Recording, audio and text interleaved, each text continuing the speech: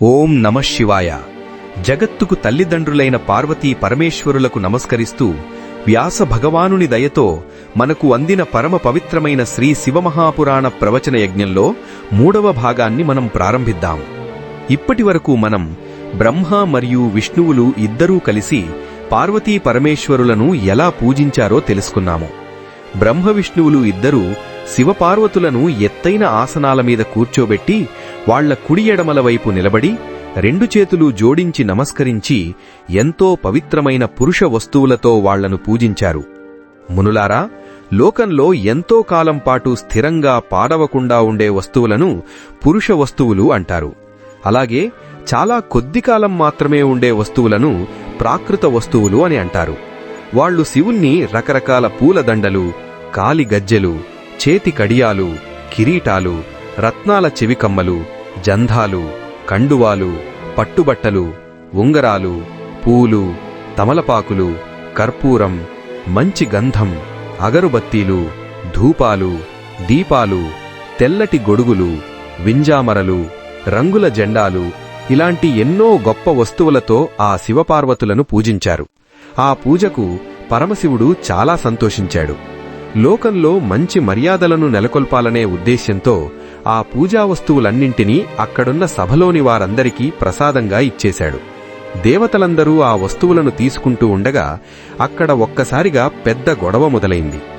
ఆ గొడవ కొంచెం తగ్గగానే శివుడు ఎంతో ప్రశాంతంగా లోకంలో భక్తిని పెంచి మనుషులందర్నీ తరింపజేయాలనే కోరికతో వాళ్లందరికీ ఇలా ఉపదేశం చేశాడు.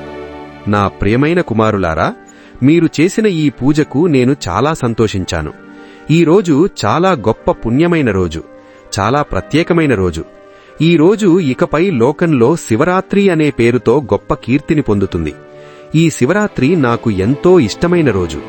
ఈ శివరాత్రి రోజున నా లింగాన్ని గాని లేదా నా విగ్రహాన్ని గాని పూజించే మానవుడు ఈ ప్రపంచాన్ని సృష్టించి కాపాడి నాశనం చేయగల అంతటి గొప్ప సామర్థ్యాన్ని పొందుతాడు. ఆ శివరాత్రి రోజున రోజంతా ఏమీ తినకుండా ఉపవాసముండి తన ఇంద్రియాలను అదుపులో ఉంచుకుని శాస్త్రాలలో చెప్పిన విధంగా తనకు తోచినంతలో ఏమాత్రం ఆడంబరం లేకుండా నన్ను పూజించాలి. అలా శివరాత్రి రోజున ఒక్కసారి నన్ను పూజిస్తే ఆ సంవత్సరమంతా పూజించిన పుణ్యం దక్కుతుంది. పౌర్ణమి రోజున సముద్రం ఎలాగైతే ఉప్పొంగుతుందో అలాగే ఆ శివరాత్రి రోజున నా మనసులో ఉన్న దయ కూడా అలా పొంగి పొర్లుతుంది. కుమారులారా, నేను ఆరుద్రా నక్షత్రంతో కూడిన మార్గశిర పౌర్ణమి రోజున ఒక పెద్ద అగ్నిస్తంభంగా మీ ముందు ఆవిర్భవించాను. కాబట్టి ఆ రోజు నన్ను ఎవరైనా దర్శించుకున్నా లేదా పూజించినా వాళ్లకు గొప్ప పుణ్యం లభిస్తుంది.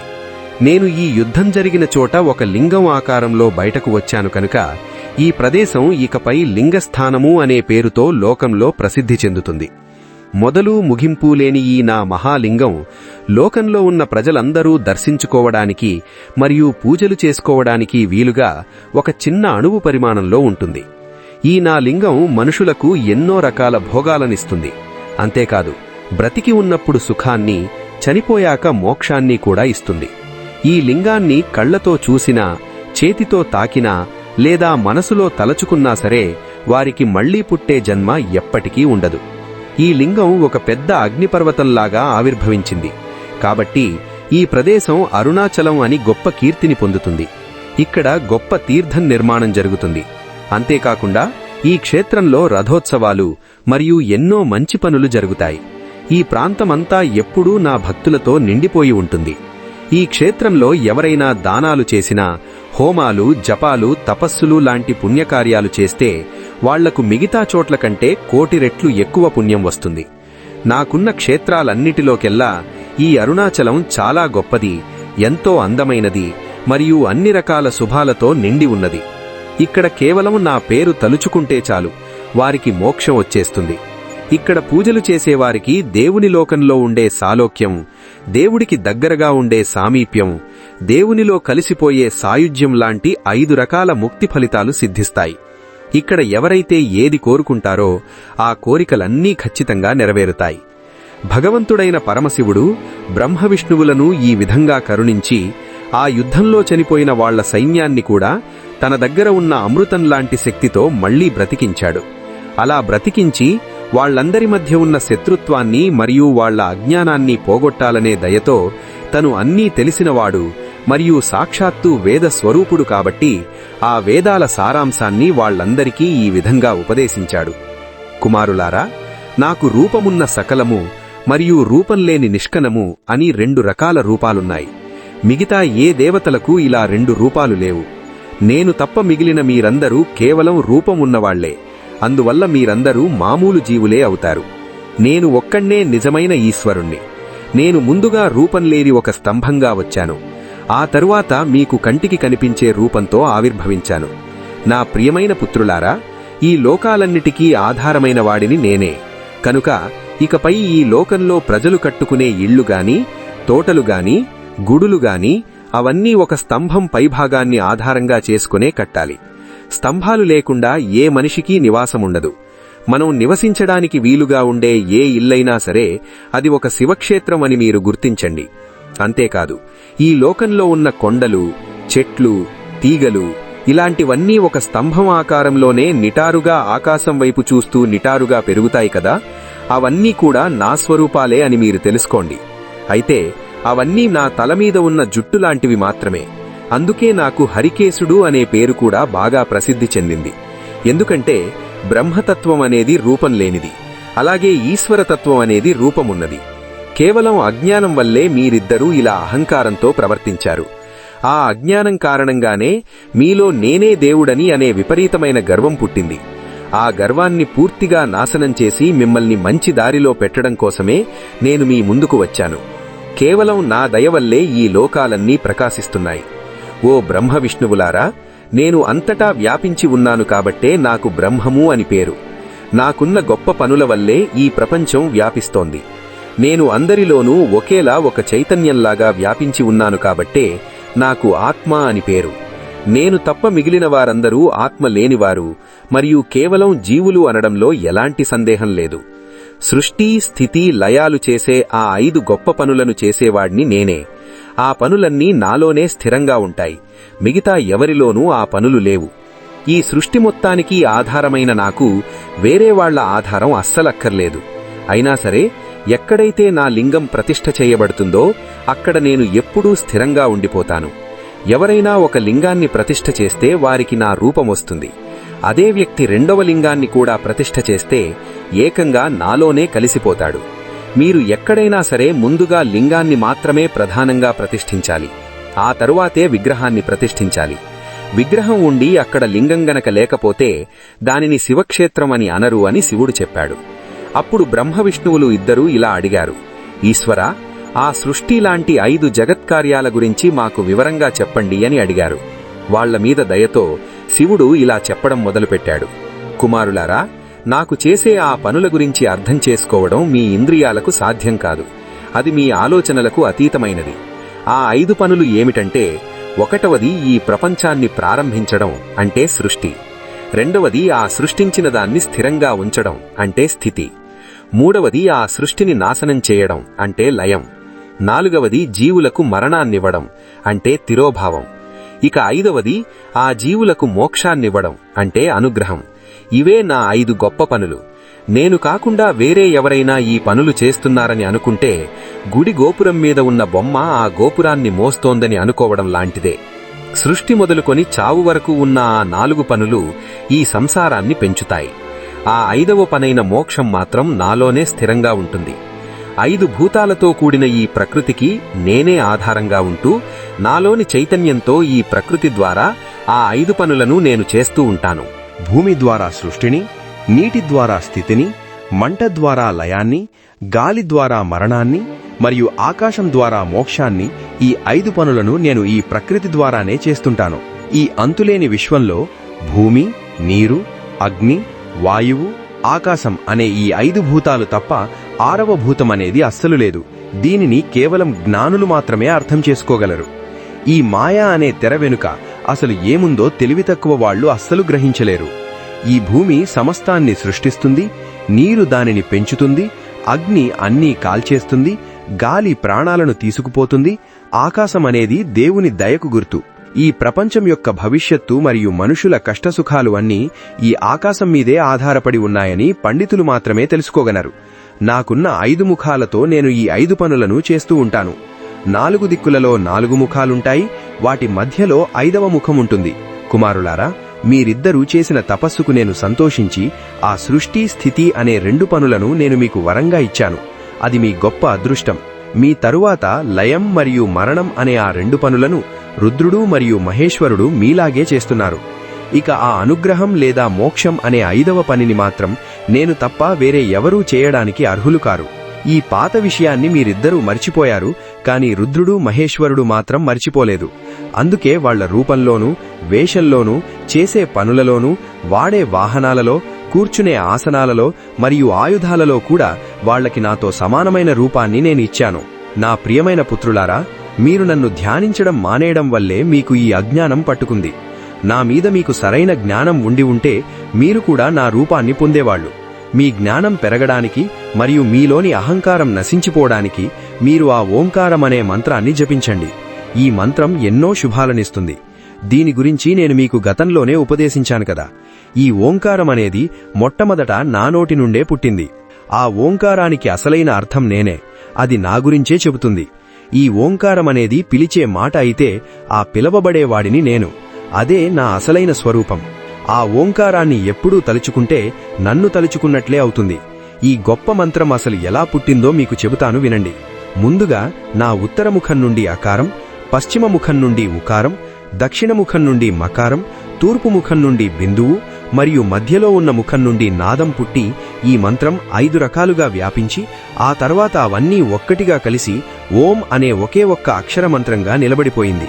రకరకాల పేర్లతో, రూపాలతో ఉన్న ఈ జగత్తు గురించి వేదాలు కుల మరియు అకుల మంత్రాలుగా విభజించి చెప్పాయి. కుల అంటే దేవి లేదా స్త్రీ అని అర్థం.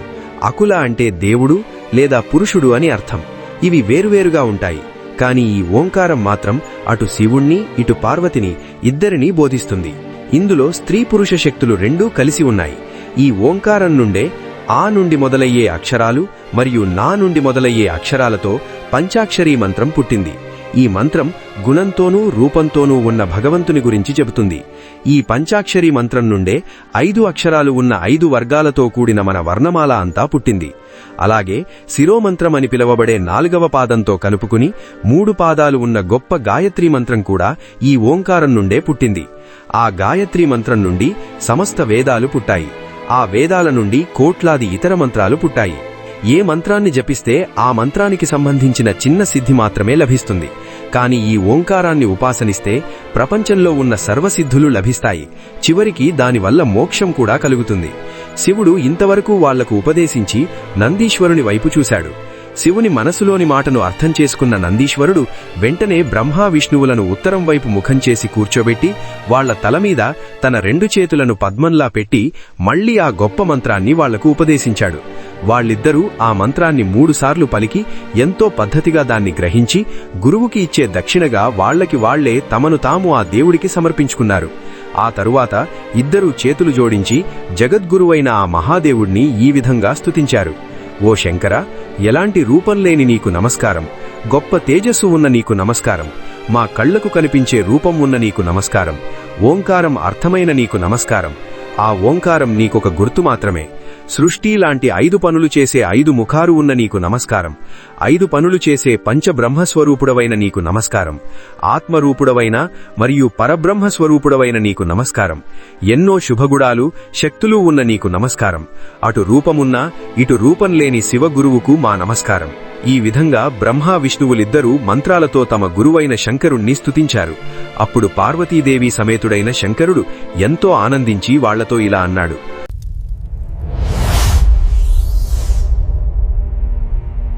ఓ కుమారులారా, నా అసలైన తత్వాన్ని మీకు బోధించి నా నిజస్వరూపాన్ని మీకు స్పష్టంగా చెప్పాను. అమ్మవారి దయ వల్ల మీకు దొరికిన నా ఆత్మస్వరూపమైన ఈ ప్రణవ మంత్రాన్ని ఎప్పుడూ జపించండి. దీనివల్ల మీకు స్థిరమైన జ్ఞానం కలుగుతుంది, ఎప్పటికీ నిలిచి ఉండే భోగభాగ్యాలు లభిస్తాయి. ఆరుద్ర నక్షత్రం ఉన్న చతుర్దశి రోజున ఈ మంత్రాన్ని జపిస్తే ఎప్పటికీ తరగని గొప్ప పుణ్యం లభిస్తుంది.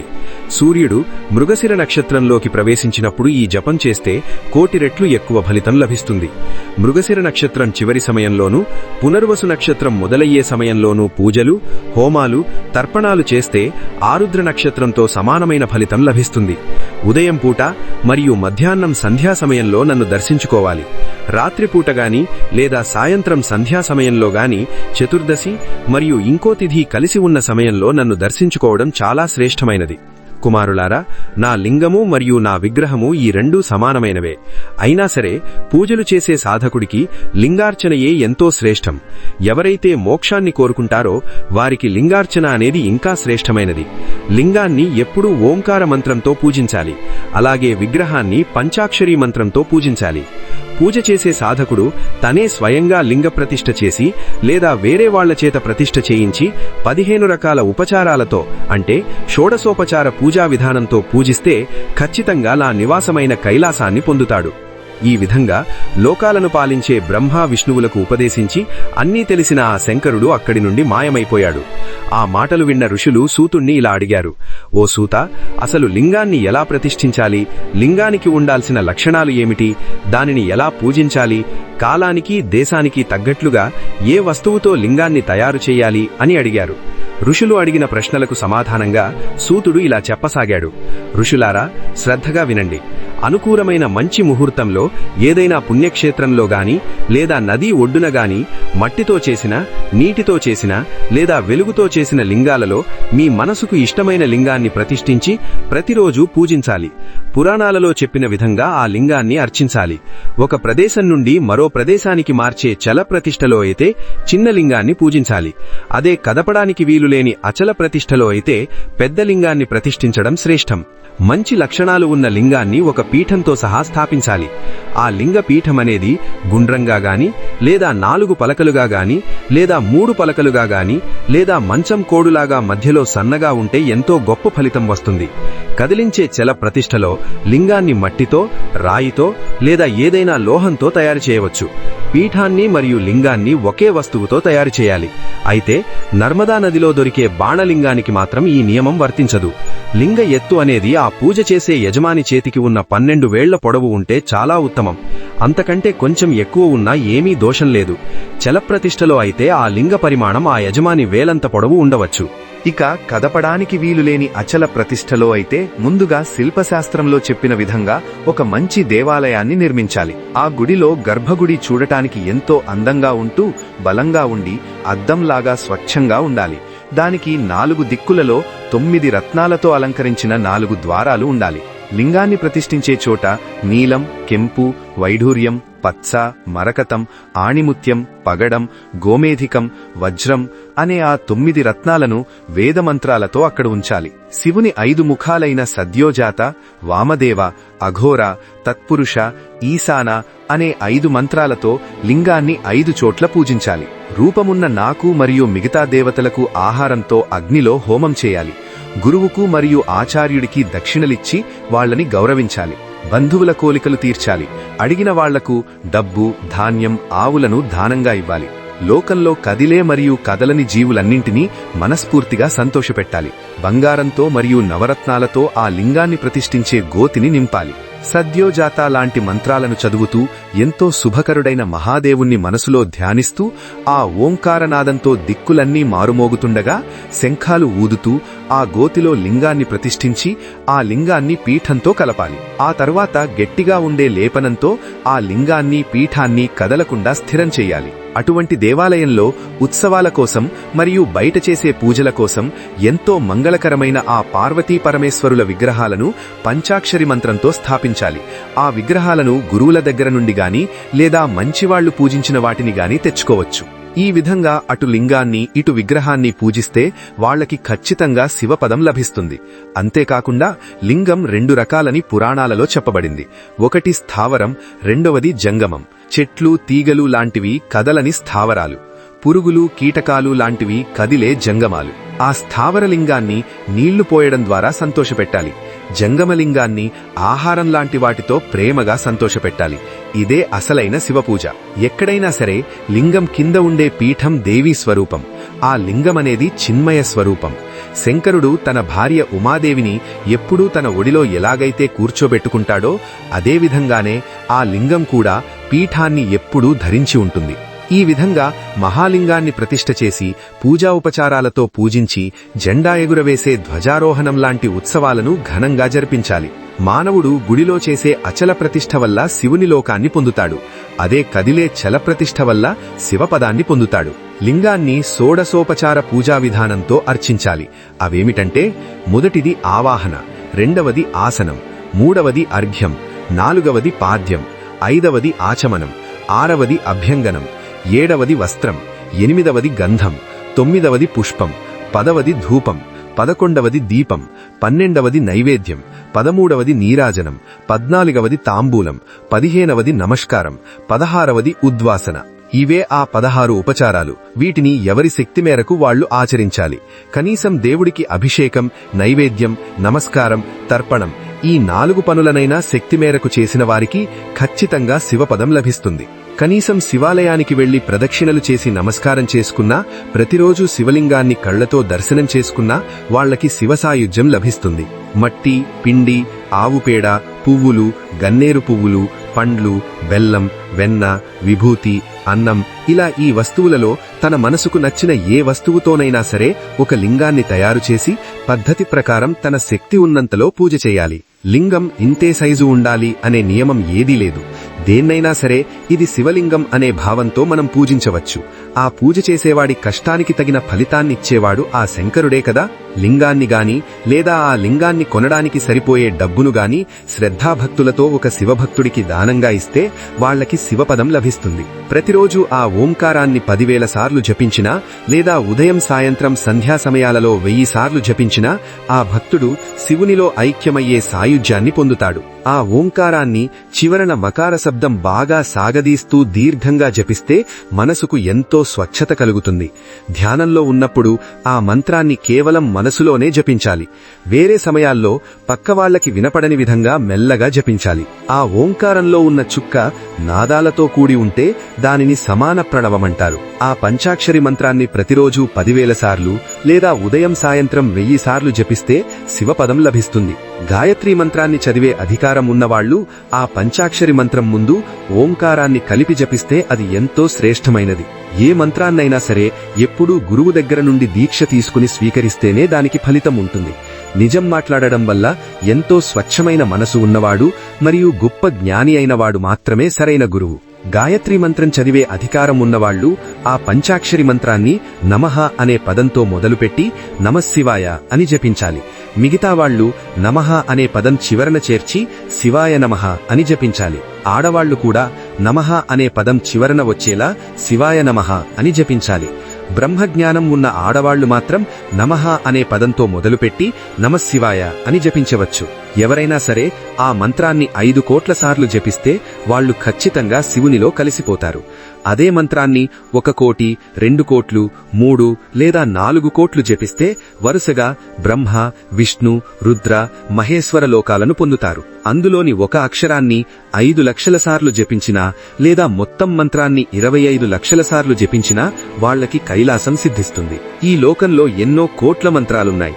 ఒక అక్షరంతో మొదలై 9,999 అక్షరాలు ఉన్న మంత్రాలు కూడా ఉన్నాయి.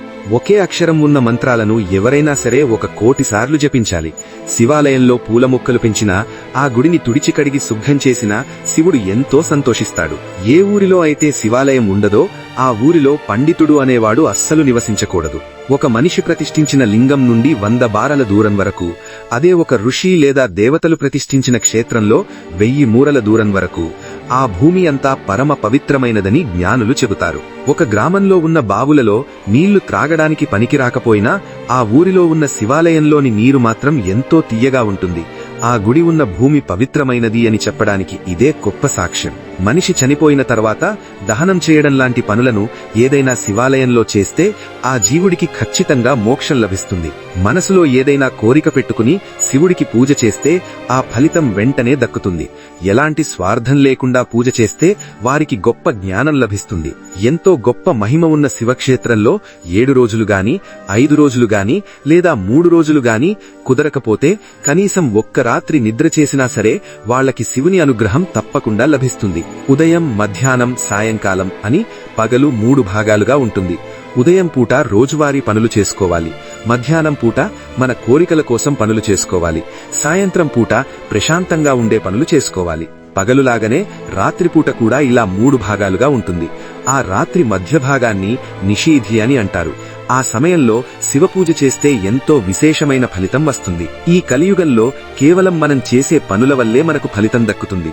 మనిషికి ఎప్పుడూ ధర్మం మీద ఆసక్తి ఉండి, పాపమంటే భయం ఉండి, తన శక్తి ఉన్నంతలో పైన చెప్పిన వాటిలో కనీసం ఏదో ఒకదానిని చేసినా చాలు వాళ్లకి దక్కే పుణ్యమింత అని చెప్పలేము. ఇంతవరకు ఆ సూతుడు చెప్పిన మాటలను ఎంతో శ్రద్ధగా విన్న ఋషులు మనసులో ఎంతో సంతోషించి ఆ సూతుణ్ణి ఇలా అడిగారు: ఓ సూత, నీవు యోగులందరిలోకెల్లా చాలా గొప్పవాడివి. దయచేసి మాకు పుణ్యక్షేత్రాల గురించి క్లుప్తంగా చెప్పు. అలాగే శివక్షేత్రాల గురించి, శివాగమాల గురించి కూడా మాకు వివరంగా చెప్పు. మనుషులందరూ ఆ క్షేత్రాలను దర్శించుకుని వాళ్లకి వాళ్లు సేవ చేసుకుని ఎంతో ధన్యులవుతారు అని అడిగారు. ఇంతటితో ఈ ఎపిసోడ్ ముగుస్తుంది. ఇప్పటివరకు మనం శివుని యొక్క 5 గొప్ప పనుల గురించి, బ్రహ్మ విష్ణువులు శివుణ్ణి ఎలా స్తుతించారో మరియు శివలింగాన్ని ఎలా ప్రతిష్ఠించి పూజించాలో వివరంగా తెలుసుకున్నాము. ఆ శివక్షేత్రాల మహిమను, పుణ్యక్షేత్రాల గొప్పతనాన్ని మనం వచ్చే ఎపిసోడ్లో తెలుసుకుందాం. ఈ వీడియో కనుక మీకు నచ్చినట్లయితే లైక్ చేయండి. మీ అభిప్రాయాలను కామెంట్ రూపంలో మాకు తెలియచేయండి.